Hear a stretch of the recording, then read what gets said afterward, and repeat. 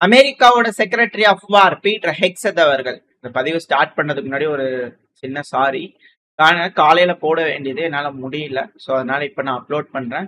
So இது night நடக்கக்கூடிய விவகாரம், அதுக்கு முன்னாடி நடக்கக்கூடிய விவகாரம். ஸோ லைனா பார்த்தாதான் என்ன நடந்திருக்கு அப்படிங்கிறது நம்மளுக்கு தெரியும். ஏன்னா நம்ம சேனல்ல தொடர்ச்சியா எல்லாத்தையும் பார்த்துக்கிட்டு இருக்கோம். ஏன்னா இம்பார்ட்டன்டான விஷயங்கள் நடந்தது எல்லாத்தையும் நம்ம பார்க்க போறோம். அதுக்கப்புறம் என்ன நடக்குது அப்படிங்கிற விஷயங்களை நம்மளால புரிஞ்சுக்க முடியும். ஸோ அதனால சேனலை தொடர்ந்து பார்க்குறவங்களுக்காக நான் லைனா எல்லாத்தையுமே சேர்த்து சொல்லிடுறேன். பழைய நியூஸ் அப்படிங்கிறது போல இருக்கும். நீங்க கொஞ்சம் ஸ்கிப் பண்ணிட்டீங்க, ஒரு 2-3 நிமிஷம் ஸ்கிப் பண்ணிட்டீங்கன்னா உங்களுக்கு என்ன சொல்ல வரேன் அப்படிங்கிற பாயிண்ட் தெரியும், இந்த செய்திகள் தெரிஞ்சுச்சுன்னா. பட் இப்போ எந்த ஒரு டிலேயுமே இல்லாம பதிவுக்குள்ள போக ஆரம்பிச்சிடும். பீட்டர் ஹெக்ஸத் அவர்கள், செக்ரட்டரி ஆஃப் வார் அவர்கள் வந்து பாத்தீங்கன்னா ஒரு மீட்டிங் போட்டிருந்தாங்க, பேசியிருந்தாங்க. அதுக்கப்புறம் வெளியே வந்து பிரஸ் மீட்ல நாங்க ஸ்ட்ரைக் பண்ண போறோம் ஈரானை, ரொம்ப ஹார்டா ஸ்ட்ரைக் பண்ண போறோம், ஈரான் ஒரு நல்ல டீலை வந்து போட்டுருங்க அப்படிங்கிறதோட வந்து பார்த்தா ஒரு மிரட்டல்கள் விட்டுருந்தாங்க. ஸோ செக்ரட்டரி ஆஃப் வார் வந்து பாத்தீங்கன்னா அடிக்க போறோம் அப்படிங்கிறது போல ஒரு மிரட்டல்கள் விட்டதுக்கு அப்புறம் ட்ரம்ப் அவர்கள் வந்து பாத்தீங்கன்னா பேட்டி கொடுத்திருந்தார். என்ன சொல்லியிருந்தாங்கன்னா, டீல மட்டும் அவங்க சைன் பண்ணலன்னா shit out of them tomorrow again அப்படிங்கிறது போல பயங்கரமான மிரட்டல்கள் அமெரிக்காவோட அதிபர் தேவதூதர் டொனால்டு ட்ரம்ப் அவர்கள் தரப்பு வந்திருந்தது. ஸோ நாங்க ரொம்ப ஹார்டா அட்டாக் பண்ண போறோம் அப்படிங்கிற ட்ரம்ப் அவர்கள் சொல்லியிருந்தார். செக்ரட்டரி ஆஃப் வாரான பீட்டர் ஹெக்ஸத் அவர்கள் இவங்களாம் சொல்லியிருந்தாங்க. அதுக்கப்புறம் அட்டாக் நடக்காம இருக்குமா? So USS Mitchell Murphy DDG 112 அமெரிக்காவோட போர்க்கப்பல் 5 டாம் ஹாக் க்ரூஸ் மிசைல லான்ச் பண்ணுது அப்படிங்கிற வீடியோ பதிவுகள். ஸோ தொடர்ச்சியா பல பகுதிகளில் ஈரானை வந்து பாத்தீங்கன்னா அட்டாக் பண்ண ஆரம்பிச்சது அமெரிக்கா. பல சைட்ஸ் மேசிவான எக்ஸ்ப்ளோசிவ் பல பகுதிகளில் கேட்டுச்சு அப்படிங்கிற சொல்றாங்க.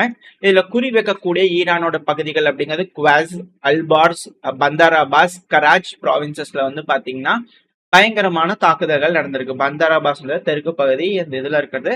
சைட்ல ஒரு மேப் லோட் ஆயிருக்கும், அதுல ரெட் கலர்ல இருக்கு இல்லையா, பிளாஸ்ட் மாதிரி. ஸோ அந்த இடத்துல எல்லாம் வந்து பண்ணா தாக்குதல்கள் நடந்திருக்கு. ஸோ ஹெவியான அட்டாக் நடந்திருக்கு. எக்ஸ்ப்ளோஷன்ஸ் வந்து பண்ணா மேசிவா இருந்திருக்கு, அன்யூஷுவலான ஸ்கேல்ல அட்டாக் நடந்திருக்கு அப்படிங்கிற செய்திகள்லாம் வந்து பார்த்தீங்கன்னா வர ஆரம்பிச்சிருக்கு. இதுல ஈரானுக்கு பெரும் இழப்பு, பேர் இழப்பு அப்படிங்கிற விஷயங்கள் இருக்கா அப்படின்னு கேட்டீங்கன்னா, அமெரிக்காவை பொறுத்த வரைக்கும் air defence system, infrastructure, missile launch unit, அவங்களோட ட்ரோன் லான்ச் யூனிட் இதெல்லாம் வந்து பார்த்தீங்கன்னா நாங்கள் அடிச்சிருக்கோம் அப்படிங்கிற சொல்றாங்க. பல லொகேஷன்ல அடிச்சிருக்கோம் அப்படிங்கிற சொல்றாங்க. சென்ட்ரல் கமாண்ட் அதுக்கப்புறம் வந்து பாத்தீங்கன்னா ஒரு மெசேஜும் போட்டாங்க, செல்ஃப் டிஃபென்ஸோட அட்டாக்ன்றது முடிஞ்சிருச்சு அப்படிங்கிற போட்டிருக்காங்க. அமெரிக்காவோட சென்ட்ரல் கமாண்ட், மத்திய கமாண்ட் முடிஞ்சிருச்சு அப்படிங்கிற சொல்லிக்கிறாங்க. ஸோ ஈரான்ல அவங்களுக்கு இழப்புகள் அப்படிங்கிறது வந்து பாத்தீங்கன்னா சிஇஓ ஹர்மோஸ் ப்ராவின்ஸ்ல, ஈரான்ல இருக்கக்கூடிய ஒரு ப்ராவின்ஸ், அந்த ப்ராவின்ஸ்ல இருக்கக்கூடிய வாட்டர் அப்புறம் வேஸ்ட் வாட்டர் கம்பெனியோட சிஇஓ வந்து பாத்தீங்கன்னா என்ன சொல்லிக்கிறாங்கன்னா, ட்ரிங்கிங் வாட்டர் இன்ஃப்ராஸ்ட்ரக்சர், குடிக்கிறதுக்காக கட்டப்பட்டிருக்கக்கூடிய பகுதிகள் மேல வந்து பாத்தீங்கன்னா தாக்குதல் பண்ணிக்கிறாங்க. எங்க அப்படின்னா ஈரான்ல இருக்கக்கூடிய ஹஹஸ்திக் அப்படின்ற ஒரு பகுதி, ஒரு வில்லேஜ். அந்த வில்லேஜ்ல வந்து பாத்தீங்கன்னா இது போல நடந்திருக்கு. ஸோ 10 கிராமங்கள் அந்த பகுதியில இருக்கு. ஸோ இதனால 20,000 நபர்கள் கிட்ட குடிதண்ணிக்கு கஷ்டப்பட போறாங்க அப்படிங்கிறது போல செய்திகள் ஈரான் கிட்ட இருந்து வந்த வண்ணம் இருக்கு அமெரிக்காவோட தாக்குதல்னால. ஸோ இது கொஞ்சம் அதிக இழப்பா வந்து பாத்தீங்கன்னா மீடியாக்கள்ல கவர் பண்ணியிருந்தாங்க. 20,000 மக்கள் குடிக்கிறதுக்கு கஷ்டப்பட போறாங்க, குடிக்கக்கூடிய கெப்பாசிட்டில அடிச்சிருக்காங்க, வாட்டர் கெப்பாசிட்டில அடிச்சிருக்காங்க அப்படிங்கிறது போல.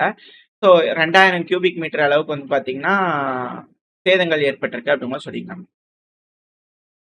மற்றபடி ஏதாவதா அப்படிங்கிற கேள்விகள் இருக்கு. இதுல இழப்புகள் அப்படிங்கிறது இதுதான். ஸோ சிவிலியன் இன்ஃப்ராஸ்ட்ரக்சர் அப்படிங்கிற சொல்லுவோம் இல்லையா, அது இதுதான். மக்கள் பயன்படுத்தக்கூடிய கரண்ட், மக்கள் பயன்படுத்தக்கூடிய தண்ணி, இது போல மக்கள் உணவுக்காக சேகரிக்கக்கூடிய வேர் ஹவுஸ், ஸோ இது போல மிக முக்கியமான பகுதிகள் சிவிலியன் இன்ஃப்ராஸ்ட்ரக்சர் சொல்லுவோம். ஸோ இது எல்லாத்துலயும் வந்து பாத்தீங்கன்னா அட்டாக் நடந்திருக்கு. ஸோ சிவிலியன் இன்ஃப்ராஸ்ட்ரக்சர் பத்தி மேல அட்டாக் பண்ணுவீங்களா அப்படிங்கிற போல கேட்டிருக்காங்க. அது ஃபர்ஸ்ட் அது போல செய்ய மாட்டாங்க. பட் இப்ப அமெரிக்கா அது போல செய்ய ஆரம்பிச்சிருக்காங்க. இதுக்கு முன்னாடி செஞ்சாங்க, இப்பவும் செய்ய ஆரம்பிச்சிருக்காங்க. இதுக்கு பதிலடிகள் ஈரான் கொடுக்கலன்னா எப்படி? ஸோ ஈரான் ஐஆர்ஜிசி இருக்காங்க இல்லையா, அவங்க ராக்கெட்ஸை லான்ச் பண்ற மாதிரியான வீடியோ பதிவுகள் விட்டாங்க. 11 solid fuel rockets, ballistic missiles வந்து பாத்தீங்கன்னா ஜோர்டனை நோக்கி மட்டுமே போகுது அப்படிங்கிற செய்திகள் வந்துச்சு. ராக்கெட் மிசைல், ஈரானோட மிசைல் தாக்குதல்கள் அமெரிக்காவோட பேசஸ், இந்த கல்ஃப் ரீஜன்ல இருக்கக்கூடிய ஜோர்டன், பெஹ்ரைன், குவைத், யுஏஇ எல்லா பக்கத்துலயும் வந்து பாத்தீங்கன்னா அட்டாக் நடந்திருக்கு.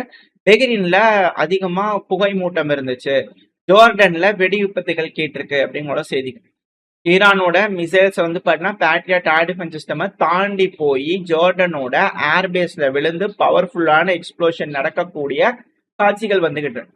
ஜோர்டன் ஏர்பேஸ்ல அல் அர்சாக் அப்புறம் அல் சால்டி ஏர்பேஸ்ல வந்து பாத்தீங்கன்னா அமெரிக்க ட்ரூப்ஸ் இருக்கக்கூடிய பகுதிகளில் புகை மூட்டம் வந்திருக்கு அப்படிங்கிற சொல்றாங்க. அதே போல பெஹ்ரீனோட கேபிட்டல் மனாமால வந்து பாத்தீங்கன்னா கரும்புகை எழுப்பி இருக்கு அப்படிங்கிற சொன்னாங்க. குவைத்துல இருந்து வந்து பாத்தீங்கன்னா மிசைல் அட்டாக் நடந்திருக்கு அப்படிங்கிற சொல்லிக்கிறாங்க.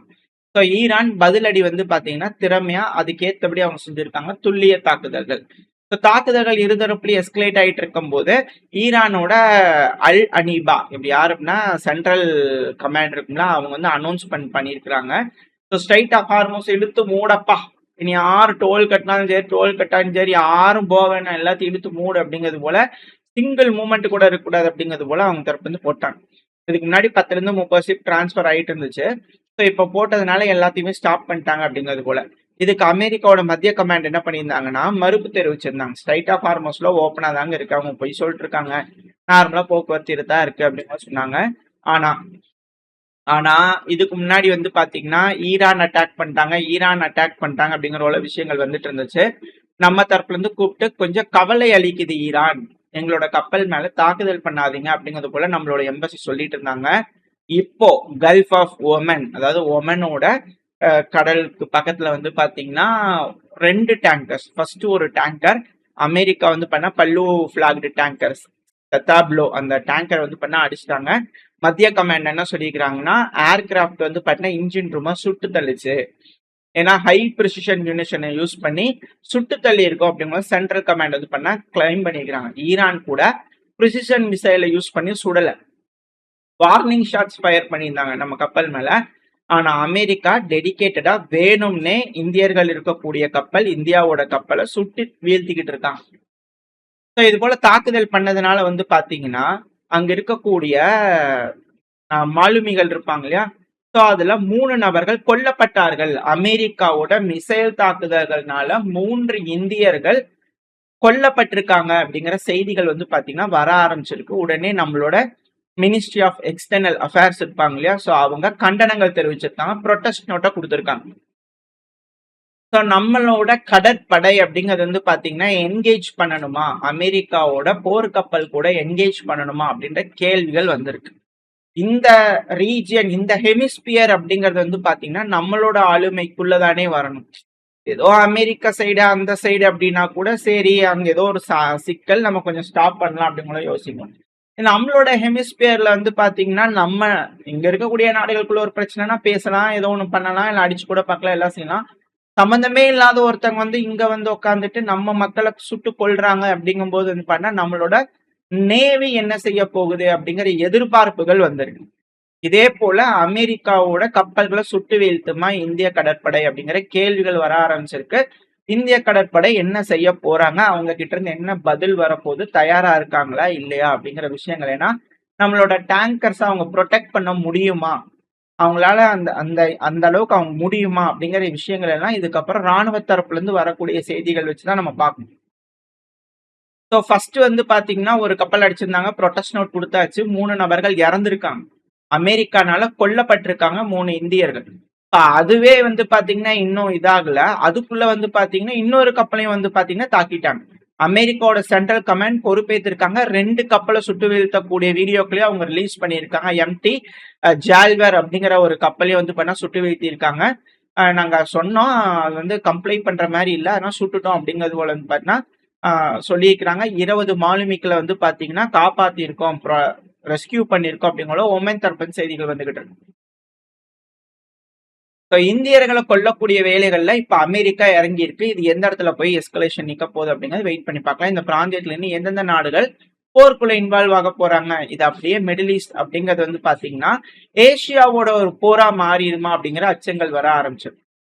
இந்த பிராந்தியத்துல இந்த இடத்துல நடந்துட்டு இருக்க சண்டையை பார்த்துட்டு ஜேடி வான்ஸ் அவர்கள் வந்து பாத்தீங்கன்னா நான் நம்புறேன் இப்ப நம்ம ஒரு நல்ல பொசிஷன்ல இருக்கோம், ஸோ ஒரு அக்ரிமெண்ட் வந்து பார்த்தீங்கன்னா ரீச் ஆகலாம், இது அமெரிக்காவுக்கு பெனிஃபிட்டா இருக்கலாம், எக்கனாமிக்கல் பாயிண்ட் ஆஃப் வியூல அமெரிக்காவோட எக்கனாமிக் பாயிண்ட் ஆஃப் வியூல நம்மளுக்கு பெனிஃபிட்டா இருக்கிறதுக்கு வாய்ப்புகள் இருக்கு, இது ஈரானோட நியூக்ளியர் ப்ராப்ளமையும் தீர்க்கும் அப்படிங்கிறது போல நான் நம்புறேன் அப்படிங்கிறது போல ரொம்ப பாசிட்டிவா வந்து பாத்தீங்கன்னா அவர் நம்புறாரு போல தெரியுது. ஏன்னா அவரோட ஸ்பீச் அப்படிதான் இருந்தது. டொனால்டு ட்ரம்ப் அவர்களோட பிரசிடென்சில வரக்கூடிய அந்த அக்ரிமெண்ட்டுங்கிறது ஒரு லாங் டேர்மா இருக்க போகுது, வெறும் ஈரான் இப்போ ட்ரம்ப் அவர்களோட ஆட்சி காலத்துல மட்டும் கண்டெயின் பண்ணாம ஒரு லாங் டேர்முக்கான ஒரு ப்ரொடெக்ஷன் அது மாறும் அப்படிங்கிறது போல ஜேடி வான்ஸ் அவர்கள் நம்புறதா சொல்லிக்கிறார். இதுல உண்மையான விஷயங்கள், இப்போ அமெரிக்கா தாக்குதல் பண்ணிட்டாங்க, அதுல இந்தியர்கள் கொல்லப்பட்டிருக்காங்க. அமெரிக்காவோட தாக்குதல் இந்தியர்கள் கொல்லப்பட்டிருக்காங்க, அது ஒரு இழப்பு, பேரிழப்பு. ஆனா அமெரிக்காவோட தாக்குதல்னால ஈரானுக்குள்ள என்ன நடந்திருக்கு உண்மையாலுமே அப்படின்னா, அந்த வாட்டர் இன்ஃப்ராஸ்ட்ரக்சர் அடிச்சிருக்காங்க. ரெண்டாவது சர்வேலன்ஸ், ஈரான் அந்த கண்காணிப்பு பணிக்காக வச்சிருக்கக்கூடிய சர்வேலன்ஸ் கம்யூனிகேஷன்ஸ்லாம் இருக்கும் இல்லையா, ஸோ அது மேல தாக்கி இருக்காங்க. அப்புறம் ஏர் டிஃபென்ஸ் சிஸ்டம் மேல தாக்கி இருக்காங்க அமெரிக்கா அப்படிங்கிற செய்திகள் வந்துகிட்டு இருக்கு. At the same time IRGC இருக்காங்க இல்லையா, 12 பெலிஸ்டிக் மிசைல் அமெரிக்காவோட பேஸான ஜோர்டன்ல இம்பாக்ட் ஏற்படுத்தி இருக்குன்றாங்க. ஸோ இழப்புகள் அப்படிங்கிறது அதிகரிச்சுக்கிட்டே இருக்கு.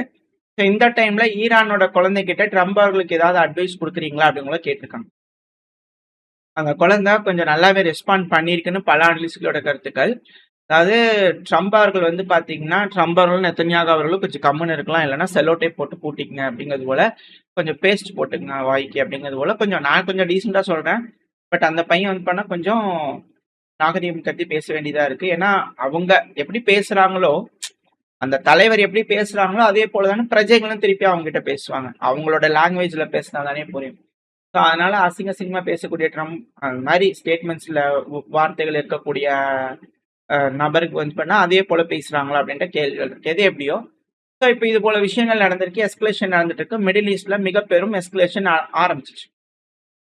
உலக நாடுகள் இதுல எப்படி இன்வால்வ் ஆக போறாங்க அப்படிங்கறத வெயிட் பண்ணி பார்க்கலாம். வரக்கூடிய நாட்கள் ரொம்ப கிரிட்டிக்கலா இருக்க போது இதை நம்ம முன்னாடி இருந்தே சேனல் பாக்குறவங்களுக்கு சொல்லிட்டு இருக்கோம். June, July, August, September, October ரொம்ப குரூஷியல், ரொம்ப முக்கியம். பிரேஸ் ஃபார் இம்பாக்ட் அப்படிங்கிற சொல்லிக்கலாம் இல்லையா, அதுக்கான விஷயங்கள் இப்ப கண்ணு முன்னாடி வந்துகிட்டு இருக்கு. நம்ம நாடும் எக்கனாமிக்கலி ப்ராப்ளம் சந்திச்சாலும் ஆச்சரியப்படுறதுக்குல இந்த அமெரிக்காவோட தாக்குதல்கள்னால நம்ம நாட்டு அரசாங்கம் என்ன முடிவுகள் எடுக்க போகுது அப்படிங்கிறத வெயிட் பண்ணிப்பாங்க. ஓரளவுக்கான தகவல்கள் இந்த பையில பார்த்துருப்போம். இந்த பதிவு எப்படின்னு உங்களுக்கு பிடிச்சிருக்கா, பிடிச்சுன்னா லைக் பண்ணிட்டு உங்க ஃப்ரெண்ட்ஸ் கூட ஷேர் பண்ணிக்கோங்க. அது கூட மறக்காம நம்ம சேனலை சப்ஸ்கிரைப் பண்ணலாம். மறக்காம சப்ஸ்கிரைப் பண்ணிக்கோங்க. அப்படின்னா நம்ம போடக்கூடிய வீடியோக்களை வச்சு யூடியூப் நான் பேருக்கு ப்ரொமோட் பண்ணும். உங்களோட அன்பாதரவு எனக்கு எப்போ இருக்கணும் நம்பிக்கையில அடுத்த பயில உங்க சந்திக்கிறேன். ஸ்டே சேஃப், பாய்.